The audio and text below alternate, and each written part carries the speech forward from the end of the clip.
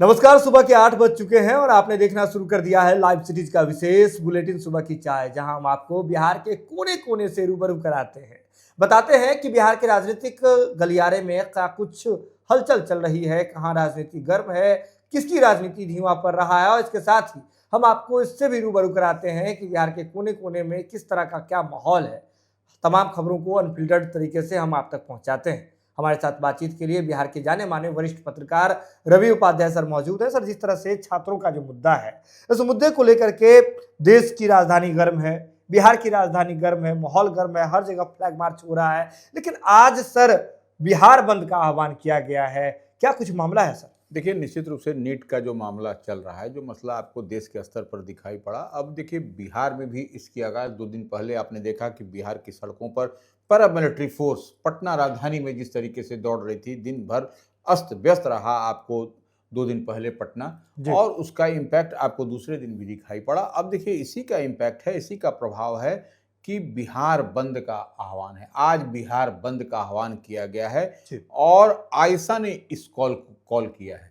जो वाम दल है, जो वामपंथी दल है, उसका विंग है आयशा, उसने कॉल किया है और उसका समर्थन भाकपा माले, जो दीपांकर भट्टाचार्य की पार्टी है, भारत की कम्युनिस्ट पार्टी, मार्क्सवादी लेनिनवादी CPIML, उसने इसका समर्थन किया है। और इसके साथ ही राष्ट्रीय जनता दल ने भी इसका समर्थन किया है और उसके साथ ही कांग्रेस भी जो है सो इसके साथ में एक मुकम्मल तौर पर दिखाई पड़ी है। तो निश्चित रूप से आज का दिन आपको दिन भर पुलिस का भाग दौड़, पुलिस की तमाम तरह की व्यवस्था, राजधानी पटना के सभी प्रमुख चौक चौराहों पर अर्धसैनिक बल और पुलिस की तैनाती रहेगी। लगातार पिछले 3 दिनों से पटना में आपको अर्धसैनिक बलों की तैनाती देखी जा रही है। हालांकि देखिए बिहार विधानमंडल का मानसून सत्र चल रहा था, उस दरमियान धारा 144 लगा था और जिस तरीके से आपने देखा कि मुख्यमंत्री आवास, राजभवन आवास और उसके आसपास तमाम जो मुख्य मार्ग हैं पटना का, उस पर जो है सो पुलिस की गाड़ी और पुलिस की वर्दीधारी रैपिड एक्शन फोर्स, अर्धसैनिक बल के जवान ही दिन भर घूमते रहे, दिखाई पड़ते रहे और अभी तक वही कुछ नजारा दिखाई पड़ रहा है। ऐतिहासिक गांधी मैदान के पास आप देख लीजिए, सुबह का समय है और पुलिस जो है सो पूरी मुकम्मल तौर पर खड़ी है मजबूती से। मौसम का मिजाज भी अनुकूल नहीं है, मौसम का मिजाज भी बदला हुआ दिखाई पड़ रहा है। बूंदाबांदी देर रात से आपने देखा कि किस तरीके से गरज के साथ छींटे पड़ रहे हैं, बावजूद इसके पुलिस जो है सो है हर जगह चौक चौराहे पर। और आज जो है सो दिन भर आपको यही कुछ दिखाई पड़ेगा। सुबह से ही यह नज़ारा आपको दिखाई पड़ रहा है जब हम लोग सुबह की चाय का कार्यक्रम कर रहे हैं इस दरमियान। लेकिन बड़ी बात यह है कि इससे पहले भी आपने देखा होगा कि छात्र संगठनों ने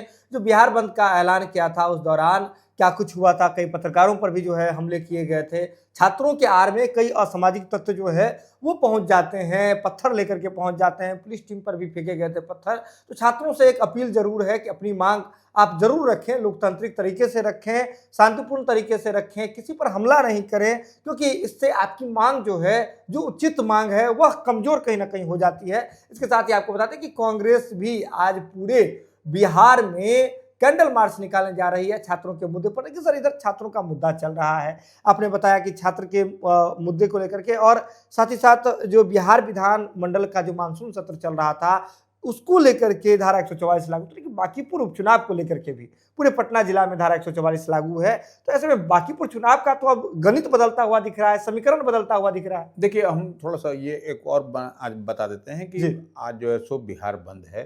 उससे पहले आपने देखा कि पूरे बिहार में राजधानी पटना समेत तमाम जगहों पर पुलिस के साथ ही अर्धसैनिक बल ने फ्लैग मार्च किया। तो ये देखिए किसी माने तरह का जो छात्रों का यह आंदोलन है। छात्रों को ठीक है, लोकतंत्र में डिमांड रखिए, मांग रखिए, सब रखिए, हम बार बार इस बात को दोहराते हैं, लेकिन आपके साथ में ऐसे कुछ शरारती तत्व न घुस जाएं जिससे कि चेहरा खराब हो जाए। ये सबसे बड़ी बात है। खैर, अब हम लोग आते हैं बांकीपुर विधानसभा का उपचुनाव। 5 दिन और रह गया है, 30 जुलाई को वोटिंग होगी। आज 25 तारीख है, 5 दिन और है, 5वें दिन वोटिंग ही होगी। और देखिए चुनाव का रंग दिखाई पड़ने लगा है, पूरे सवाब पर दिखाई पड़ रहा है। आप देख रहे हैं कि बांकीपुर का माहौल जो देखिए स्विंग कर रहा है, मूड बदल रहा है, मूड भी इधर से उधर हो रहा है। यह कहना बहुत कठिन है कि कौन आगे कौन पीछे, लेकिन आपको एक बात है कि जिस तरीके से power star Bharatiya Janata party से अभी नवनिर्वाचित MLC हैं पवन सिंह, बड़े कलाकार हैं, वह आपको कई सभा को संबोधित किया पटना में। मनोज तिवारी हाँ जो सांसद हैं वह भी भारतीय जनता पार्टी के पक्ष में गोलबंद होने के लिए वह भी तमाम तरह की बात कर रहे हैं। लेकिन इसी बीच जी एक और है जेजेडी, जनशक्ति जनता जनता दल, दल उसके सुप्रीमो हैं तेज प्रताप यादव। उन्होंने प्रशांत किशोर जो जनसुराज के सूत्रधार हैं उनका समर्थन कर दिया है, क्योंकि एक चीज और आप देखिएगा कि उनकी पार्टी से प्रत्याशी वीणा मानवी थी जिनका नामांकन रद्द हो गया था। उसके बाद से अब उनका समर्थन कर दिया है और अब और भी यह लड़ाई रोचक होती हुई दिखाई पड़ रही है। जी। इधर तेज प्रताप यादव ने जो है आपको बता दें कि बीते दिन समर्थन किया प्रशांत किशोर जो कि जनसुराज के सूत्रधार हैं, लेकिन इससे पहले उनकी जो प्रत्याशी रही थी वीणा मानवी, उन्होंने पहले समर्थन कर दिया था प्रशांत किशोर का। हालांकि तेज प्रताप यादव की पार्टी की ओर से उस समय यह कहा गया था, पोस्ट करके कहा गया था कि पार्टी की ओर से भी समर्थन नहीं किया गया, लेकिन बीते दिन तेज प्रताप यादव ने समर्थन किया और इस दौरान उन्होंने यह कहा कि बीजेपी को रोकना जरूरी है और हम बीजेपी को रोकने के लिए कर रहे हैं। प्रशांत किशोर जी से फोन पर बातचीत हुई है और बातचीत करके रणनीति तय की गई है और इसके तहत हम समर्थन करते हैं। लेकिन सर बांकीपुर में इधर समर्थन चल रहा है, इधर बिहार विधानसभा भी चल रहा था, बिहार विधान परिषद भी चल रहा था, मानसून सत्र अब जो है सर खत्म हो गया। ये मानसून सत्र जो है अब अंतिम दिन, लेकिन हंगामे बहुत हुए इस बार मानसून सत्र में। देखिए मानसून सत्र में निश्चित रूप से हंगामा हुआ और कई तरीके के सवाल नेता प्रतिपक्ष नहीं दिखाई पड़े। जी तेजस्वी यादव तो उस पर भी चुटकी लेते हुए आपको विजय सिन्हा ने भी सदन में कहा कहाँ हैं आपके नेता। तो यह इस तरीके की बात है। और 30 तारीख को बांकीपुर में उपचुनाव हम बार बार कर रहे हैं और अब तक राष्ट्रीय जनता दल के कैप्टन तेजस्वी यादव नहीं है, जबकि राष्ट्रीय जनता दल की प्रत्याशी रेखा गुप्ता फिर से इस बार चुनाव लड़ रही है राजद के टिकट पर। तो ऐसे में और अभी तक देखिए तेजस्वी यादव नहीं दिख रहे हैं, राजेश राम भी नहीं दिख रहे हैं कांग्रेस के अध्यक्ष, सन ऑफ मल्लाह मुकेश सहनी भी नहीं दिख रहे हैं जो महागठबंधन इंडिया ब्लॉक में। तो यह कुछ झोल झाल होता हुआ दिखाई पड़ रहा है। यह चुनाव आरजेडी सिंबॉलिक लड़ रही है या फिर कुछ कंटेस्ट में, जिसे बीते विधानसभा के चुनाव में राजद ने जो है सो भारतीय जनता पार्टी के प्रत्याशी के समक्ष, नितिन नवीन ही थे उस समय प्रत्याशी, उस समय कंटेस्ट किया था। उस समय चुनाव मैदान में लग रहा था कि राजद है, लेकिन इस बार राजद दूर दूर तक नहीं दिखाई पड़ी है। इसका क्या कारण है? निश्चित रूप से यह एसेस करने वाली बात है, यह समीक्षा करने की जरूरत है। राष्ट्रीय जनता दल जैसी पार्टी जो मुख्य विपक्षी पार्टी है, तो यह अब देखना और इंडिया अलायंस को भी समझना पड़ेगा। देखिए बड़ी बात यह है कि बिहार के साथ साथ पूरे देश में आप देख रहे हैं कि लगातार छात्रों का जो है आंदोलन चल रहा है और ऐसे में नेता प्रतिपक्ष है तेजस्वी यादव, मानसून सत्र चल रहा था उस दौरान भी उनकी उपस्थिति जो है एक तौर पर कि जनता के साथ क्या दिक्कत है उसका एक चेहरा होते हैं, उनको जनता का आवाज बन करके नेता प्रतिपक्ष होते हैं। तो ऐसे में जब नेता प्रतिपक्ष नहीं थे, इस पर कई सवाल जो है उठाए जा रहे हैं। लेकिन बड़ी बात यह भी है कि आपने देखा होगा कि किस तरह से बीजेपी कितना एग्रेसिव मोड में अब कैंपेन कर रही है। स्टार प्रचारक के साथ साथ तमाम लोगों को उतार दी है, हर एक गली, हर एक मकान, हर एक पन्ना प्रमुख को उन्होंने टाइट किया हुआ है। प्रशांत किशोर कितना एग्रेसिवली काम कर रहे हैं, लेकिन इस दौरान कहीं ना कहीं कैंपेन में फिलहाल जो है वह आरजेडी और इंडिया ब्लॉक पिछड़ते हुए दिख रही है। तेजस्वी यादव तो नहीं है, देश में नहीं है, लेकिन मुकेश सहनी देश में है, वीआईपी के सुप्रीमो है, राजेश राम कांग्रेस अध्यक्ष हैं, कांग्रेस कार्यालय आते हैं। लेकिन क्या आपस में क्या चल रहा है कि कैंपेन में मैदान में बांकीपुर में नहीं उतरते हुए दिखाई दे रहे हैं। हालांकि वोटिंग में क्या होगा ये आने वाले समय में पता चलेगा।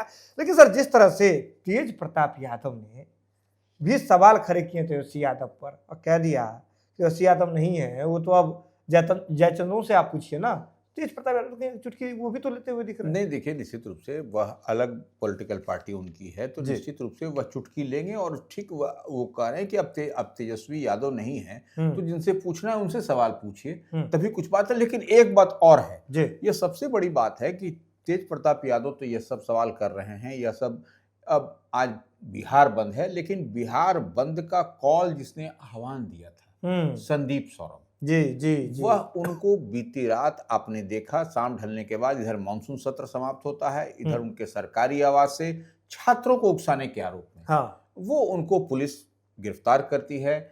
आपको पहले तो उनको डिटेन करने की बात आती है, फिर कोतवाली उनको ले जाया जाता है।